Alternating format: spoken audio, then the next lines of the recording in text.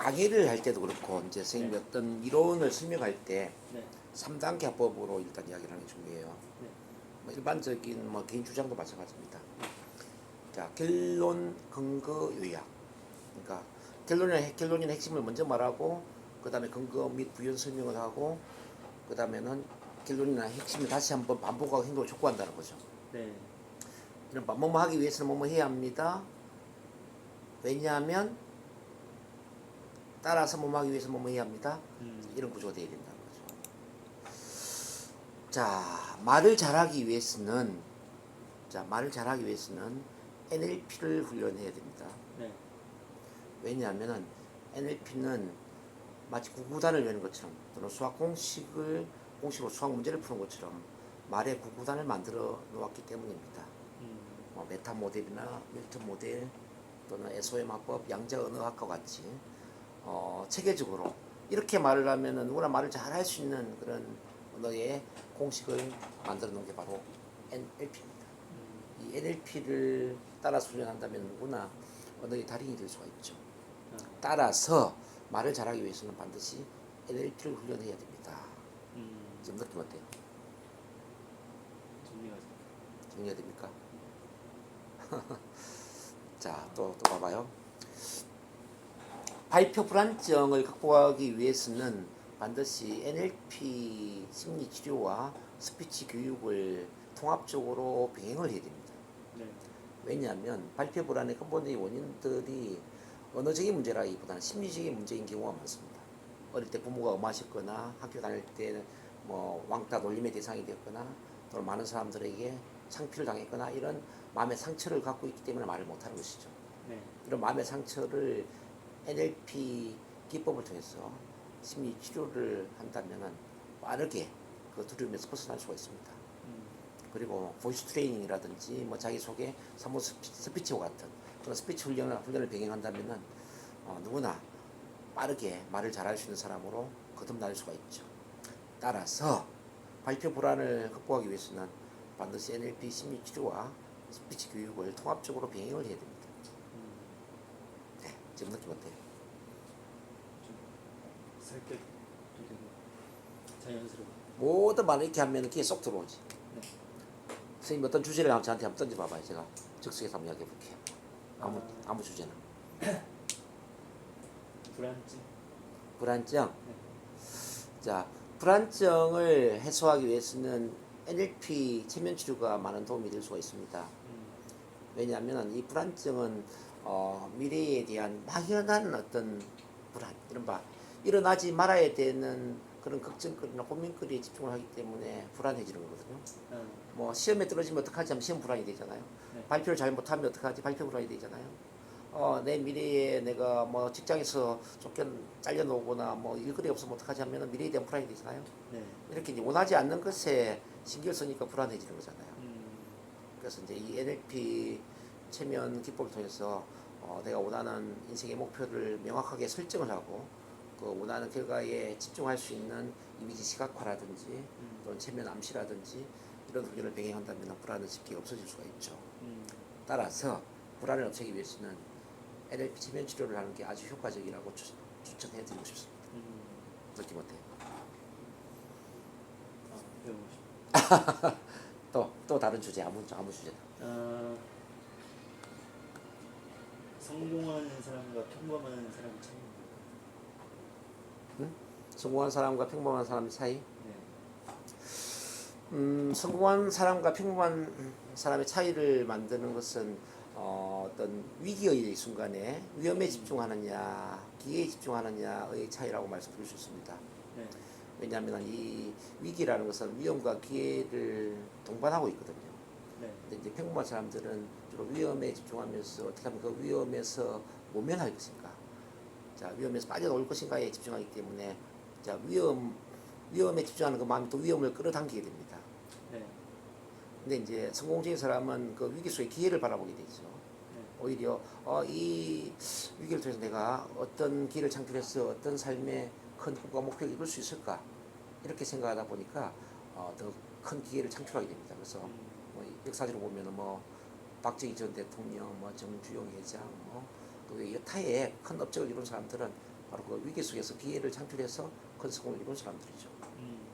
따라서 평범한 사람과 성공한 사람의 근본적인 차이는 이 위기 속에서 위험을 바라볼 것인가 기회를 바라볼 것인가 그 차이라고 볼 수가 있습니다. 여러분 그래서 자 위험 속에서 기회를 바라보세요. 오케이. 느낌.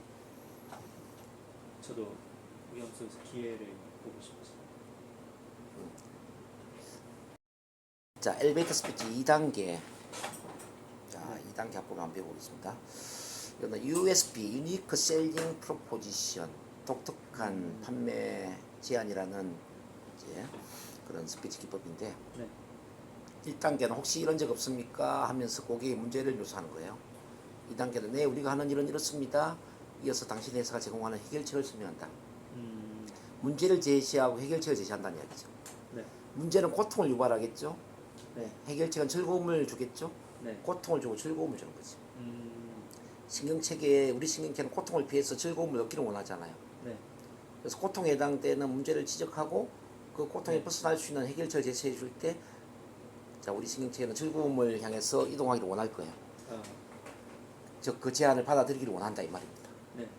자 예를 들어서 봐봐요. 혹시 이런 적 없습니까? 집에 물이 새서 배관 수리 회사에 전화를 걸어서 부탁했다가 하루 종일 기다렸던 적 말입니다. 자 2단계 네 우리가 하는 일은 이렇습니다. 우리는 고객을 정중하게 모십니다. 그리고 고객의 시간을 존중하기 때문에 약속한 시간에서 절대로 15분을 넘기지 않습니다. 우리는 문제를 신속하고 정확하게 처리해서 고객의 인생에서 더욱 중요한 일을 하도록 돕습니다. 이렇게 이제 해결책을 제시한 거예요. 자 우리가 이제 발표 불안 관련 일을 한다 이야기한다면 이렇게 할 수 있겠죠. 혹시 이런 적 없습니까? 일주일 내내 발표 준비를 열심히 해서 정작 무대에 올라가니까 머리가 하얘지고 가슴이 떨리고 두 다리가 후들거려서 준비한 양의 10분의 1도 이야기하지 못하고 내려왔던 적 말이에요. 네, 우리가 하는 일은 이렇습니다. 우리는 발표 불안의 근본적인 원인을 NLP 체면을 통해서 심리 치료를 하고 첫 만남 치유 스피치라는 편안한 환경 속에서 발표를 잘 할 수 있도록 편안한 환경 속에서 훈련을 시켜드리는 겁니다. 한 달 이내에 발표 불안은 충분히 해결될 수 있습니다. 자, 이렇게 이야기하는 거지. 네. 느낌 어때요? 확 오죠? 네. 자 혹시 이런 적 없습니까? 일반 신경정신과에 가서 약을 먹고 일반 심리상담센터에서 치료를 아무리 받아도 우울증, 불면증은 해결이 되지 않고 여전히 스트레스를 받고 있는 이 상황 말입니다. 네, 우리가 하는 일은 이렇습니다. 우리는 NLP 체면을 활용해서 우울증과 불면증의 근본적인 원인을 가장 빠르게 치료를 합니다. 무의식 차원의 치료를 하기 때문에 완벽한 치료가 가능합니다. 한두 달이면 충분히 가능하죠. 느낌 어때요? 좋아요. 그러니까 문제 제시하고 해결책이지. 고객에게 간지러운 부분을 긁어주는 거죠. 또 뭐가 있을까? 주제 한번 줘봐요. 뭐든지.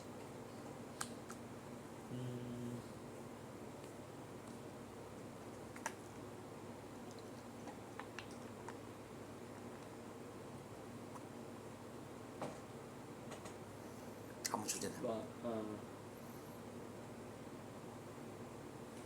금연. 응? 금연. 그러면 혹시 이런 적 없습니까?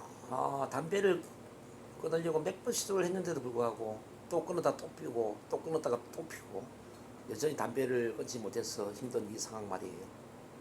예, 저희가 하는 일은 이렇습니다. NLP와 체면 기법을 활용해서 완벽하게 담배를 끊게 도와드리는 겁니다. NLP의 희모화 기법이라든지 또는 세부 감각 하이 양식을 활용한 기법이라든지 다양한 기법을 활용하면 빠르게 담배를 끊을 수가 있습니다. 더 나아가서 이제 체면 암시를 통해서 담배를 희모스럽게 느껴지게 만들고 담배를 피지 않는 현실이 긍정적으로 느껴질 수 있도록 암시를 주면 담배는 쉽게 끊을 수 있습니다. NLP 체면을 활용해 보시기 바랍니다. 어때요? 금년 다 마찬가지죠. 혹시 이런 적 없습니까? 예, 우리가 하는 일은 이렇습니다. 자, NLP 기법 PREP, 그러니까 주장을 하고 이유를 제시하고 예를 들고 마지막에 다시 주장을 반복하는 겁니다.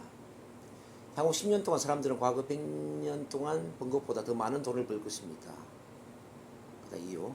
백만장자, 억만장자 수가 지난 5년 사이에 60%나 증가했습니다. 그리고 이 증가 속도는 더욱 빨라지고 있습니다. 그다음 예 사례를 이야기합니다. 1900년에 미국의 백만장자는 5,000명이었고 억만장자는 한 명도 없었습니다. 2000년에는 백만장자가 500만 명이었고 억만장자가 500명 이상이었습니다. 비즈니스 위커지에 따르면 2007년도에는 미국의 백만장자가 890만 명이었고 전 세계적으로 억만장자가 700명 이상이었습니다. 이들 대부분이 자수성가한 사람들입니다. 마지막 주장. 오늘날 그 어느 때보다도 여러분과 같은 소수의 창의적인 사람들이 경제적인 성공을 이룰 기회가 많아졌습니다. 그리고 앞으로는 더 많은 기회가 있을 것입니다. 이런 구조가 되죠. 네. 자, 우선 이거는 이제 그 3단계와 좀 비슷하죠. 3단계의 결론 근거 요약에서 이제 근거를 이유와 예 두 가지로 구분해 놓은 겁니다. 네. 자, 그러면 제가 NLP까지 한번 이야기해 볼게요. 스트레스를 해소하기 위해서는 NLP를 훈련하는 것이 큰 도움이 될 것입니다. 자, NLP는 마음의 핵물리학이라고 이야기할 정도로 일반적인 심리학에서 다루지 못하는 우울증이나 불안증이나 공포증, 공황장애와 같은 여러 가지 정신적인 문제뿐만 아니라 마음의 스트레스를 가장 빠르게 해소하고 또 해결할 수 있는 그런 마음의 사용법이라고 할 수 있습니다.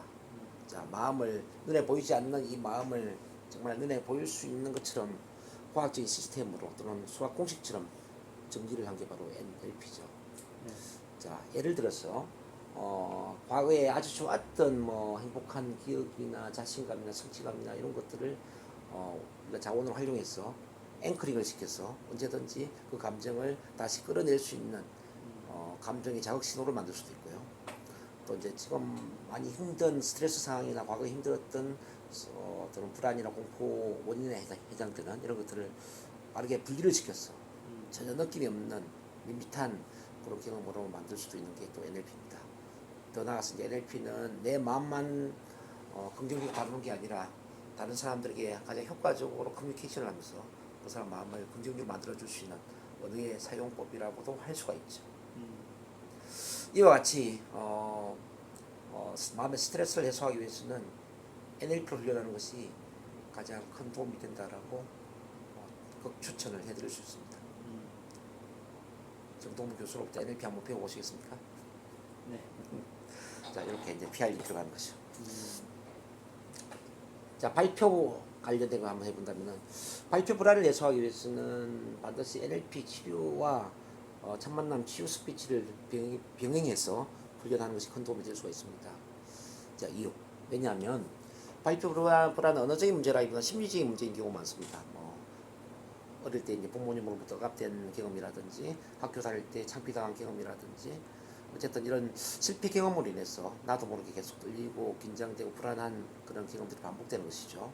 이런 것들은 NLP 치료를 통해서 빠르게 해소하는 것이 큰 도움이 될 수가 있고, 더 나아가서 이제 우리 보이스 트레이닝이나 또 3분 스피치, 자기소개와 같은 스피치 훈련을 병행을 하면은 빠른 변화를 할 수가 있습니다. 자, 예를 들어서 일반 스피치 학원에서 뭐 10년 이상 훈련해도 도움이 되지 않았던 이런 분들이 NLP 최면 치료와 스피치 훈련을 병행하면서 변화된 경우는 굉장히 많이 있습니다. 최근에도 29살 때 교회에서 기도를 할 때 긴장되고 떨렸던 경험으로 인해서 15년 이상 계속 발표 긴장 떨리며 고생한 분이 있었습니다. 스피치 학원을 다녀도 안 되고 뭐 신경정신과에 가서 약을 먹어도 안 되고 어떤 것도 도움이 안 됐습니다. 근데 NLP 최면 치료를 2번, 3번 받으면서 스피치 훈련을 해보니까 한 달 이내에 좋아졌습니다. 지금은 15년간의 그 발표 불안이 완전히 해소된 상황이죠. 자, 이와 같이 발표 불안의 문제는 NLP 치료와 참만남 치유 스피치 훈련을 병행을 하면 아주 큰 효과가 있다는 것을 말씀드리고 싶고요.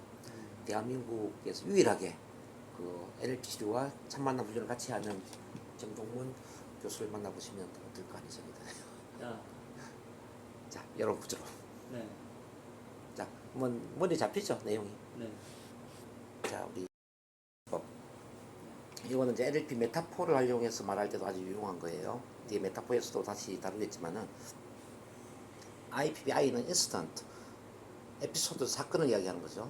네. 뭐 자신이 겪은 일, 들었던 이야기, 또 만든 이야기나 좋아요. 그다음 포인트, 요점, 그 이야기 요점을 말하는 겁니다.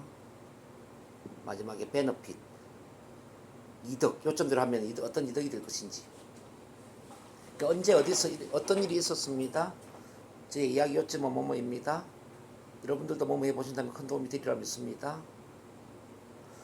자, 뭐 이거는 이솝우화부터 이제 우리가 우화적 이야기부터 다 가능해요. 네. 제가 제가 이제 자존감에 대한 이야기를 할 때 주로 많이 쓰는 건데 이제 미운 오리 새끼 이야기 많이 하죠. 옛날에 미운 오리 새끼가 있었습니다. 미운 오리 새끼는 일반 오리들과 달랐기 때문에 자기 스스로를 사랑하지 못하고 항상 오리들과 비교하고 오리들과 경쟁을 하면서 오리들로부터 왕따를 당하는 자기 자신이 너무나도 애처롭게 1등한 존재라 느껴졌죠. 오리들이 왜 나랑 같이 놀아주지 않을까?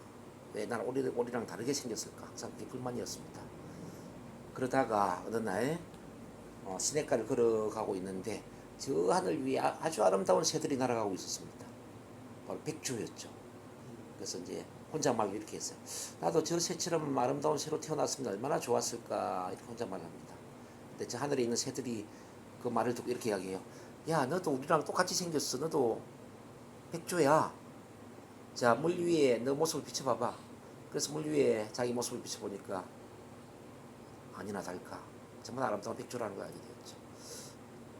그날부터 이 백조는 삶이 달라졌죠.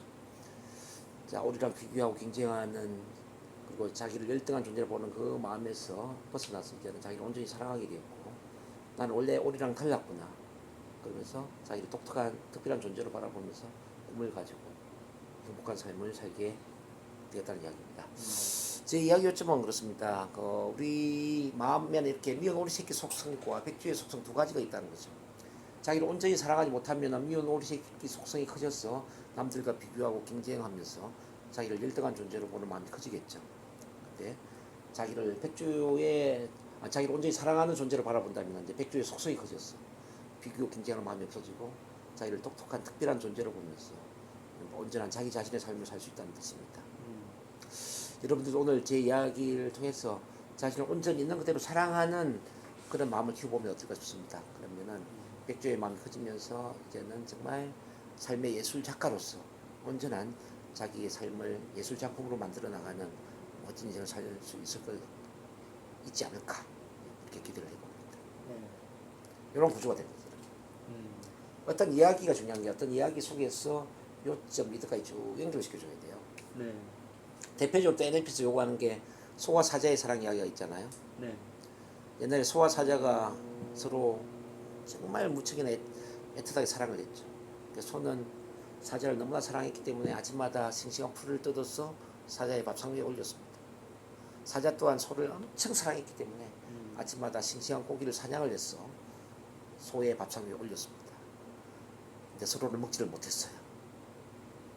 그러면서 몇 달이 지났죠. 그러면서 헤어집니다. 그러면서 이런 이야기 하죠.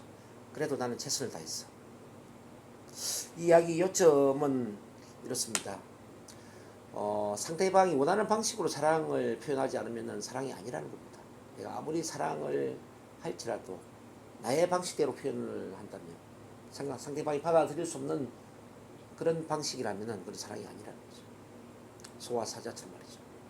혹시 여러분들도 소와 사자처럼 자기만의 방식으로 사랑을 표현하고 있지는 않나요?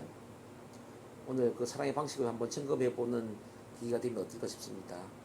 정말 상대방이 원하는 사랑은 어떤 사랑입니까?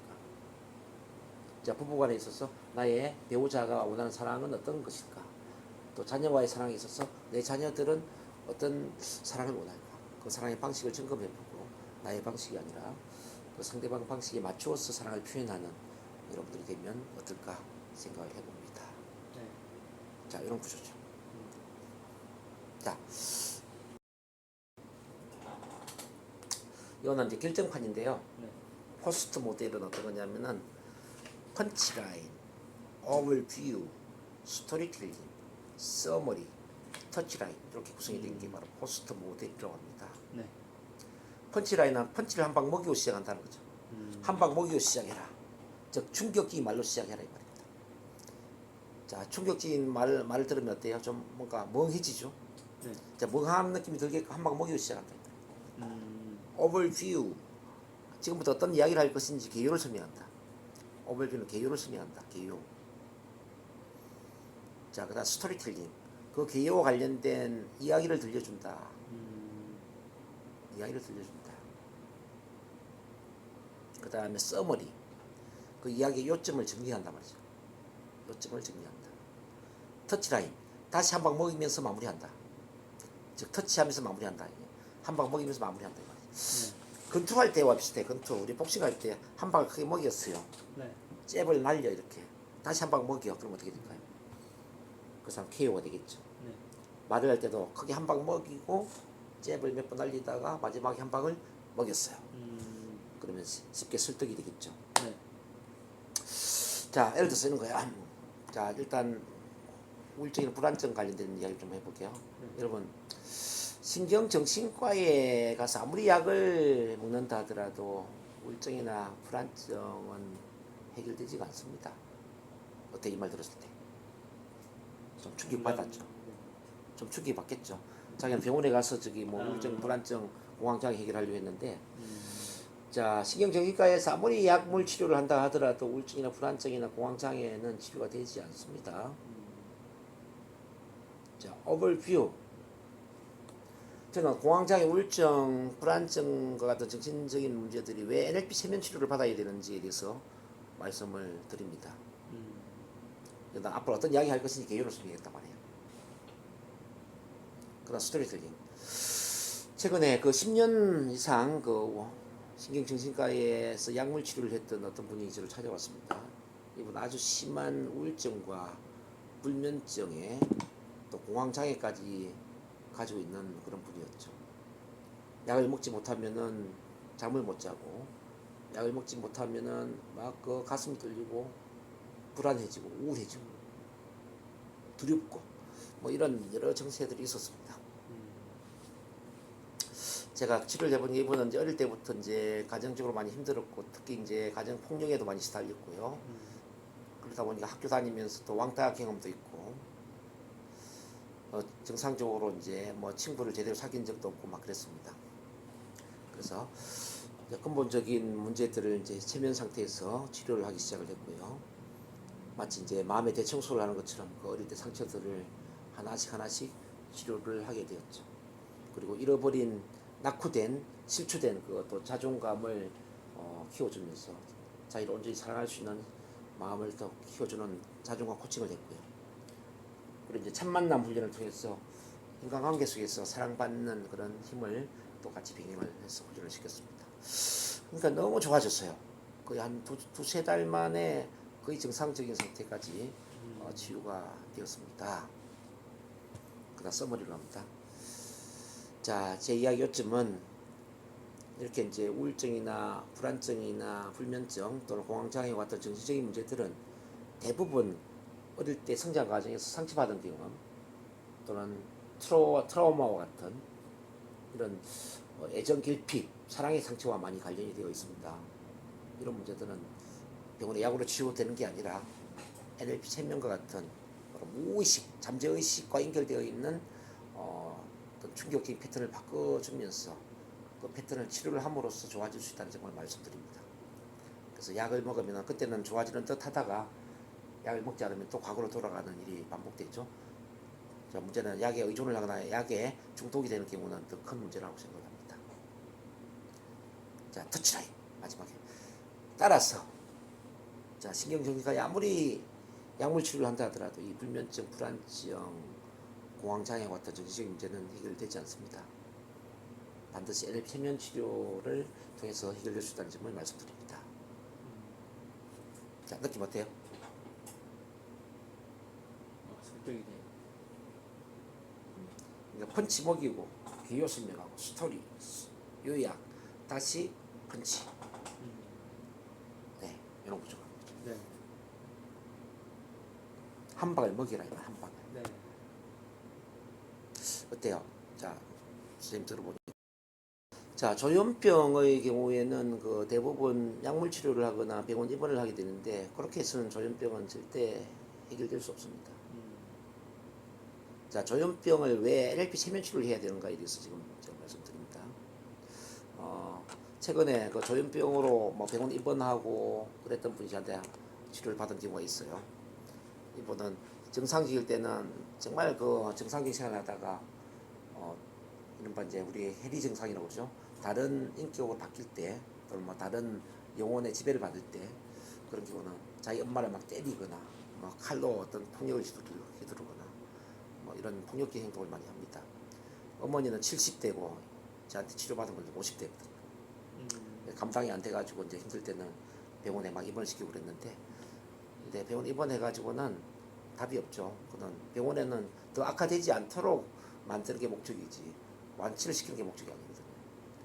근데 제가 이제 이분을 치료를 해보니까 이분은 고등학교 2학년 때 왕따를 당했어요. 여자분인데 왕따만 당한 게 아니라 왕따 당한 이후에 그 집단 성폭행을 당했더라고요. 그걸로 인해서 이제 이분이 그 정신이 쉽게 말하면 해리 정상인 거지. 다중인격이죠. 근데 병원에서는 다중인격이나 빙의나 이 두 가지를 다 조현병으로 취급하지 않습니까? 근데 이제 저희 NLP 체면적인 관점에서는 다중인격하고 빙의로 구분을 해서 치료를 하거든요. 근데 제가 치료한 그분은 다중인격 증상도 있었고 또 빙의 증상도 있었어요. 그래서 이제 고등학교 2학년 왕따 당하고 집단 성폭행 당한 그런 과정에서 이제 다중인격이 되니 그 인격은 상처를 치유를 해서 분화 통합을 해서 제가 치료를 했고요. 또 그 이후에 또 혼자 있으면서 이런저런 막 빙의령들이 들어왔더라고요. 그 빙의령은 또 체면 상태에서 빙의 치료를 해서 광명의 세계, 즉 빛의 세계로 그 영들을 다 올려 보냈죠. 그러면서 이제 물론 뭐 그 치료 끝이 그게 끝이 아니라 또 참 만남 우리 치유 스피처 같은 사랑이 있던 치유 시스템 속에서 서로 또 응원 지지를 하고 그 속에 자기 또 마음을 표현하고 이렇게 관계 속에서 치유되는 훈련을 병행하면서 많이 좋아지면서 이분이 지금 거의 정상처럼 돌아왔습니다. 네. 자, 요약. 자, 제 이야기 요점은 이게 조현병, 병원에서는 조현병으로 진단 내리는 것들이 대개의 경우는 다중인격이거나 빙의 증상이기 때문에 이 문제는 병원에서 치료가 되는 게 아니라 NLP 체면을 통해서 치료가 될 수 있다는 점을 말씀드립니다. 그런 점에서 조현병은 더 악화되지 못하도록 막을 수는 있지만은 그 조현병을 절대 완치를 시키지 못한다. 그 말씀드리고 NLP 체면을 통해서 해결될 수 있다는 점을 적극 추천해드립니다. 느낌 어때요? 펀치라인이 있으니까 듣고 싶어진. 그렇죠. 이 포스트 모델이 일반 상담할 때도 아주 유용해요. 펀치랍니다. 한 대 먹이면서 상담하는 거지. 우울증은 병원에서 치료 안 됩니다. 아예 딱 이렇게 한마디 하고 시작하는 거죠. 주의를 딱 넣어줘. 그렇죠. 조현병은 병원에서 치료되는 게 아니라 조현병은 병원에서 더 악화되지 않도록 이렇게 도움을 줄 수는 있지만은 그 치료되는 건 아닙니다. 때려줘. 그러고 나서 이제 조현병이 왜 NLP 체면 치료를 받아야 되는지 저는 이야기 드리겠다. 좀 부족하는 거죠. 요걸 이제 그 글을 써봐야 돼요, 선생님. 그래서 지금 예문을 각각 한 3가지씩 쓰셔야 돼요. 다음 주까지 그거 쓸 수 있겠죠, 저도.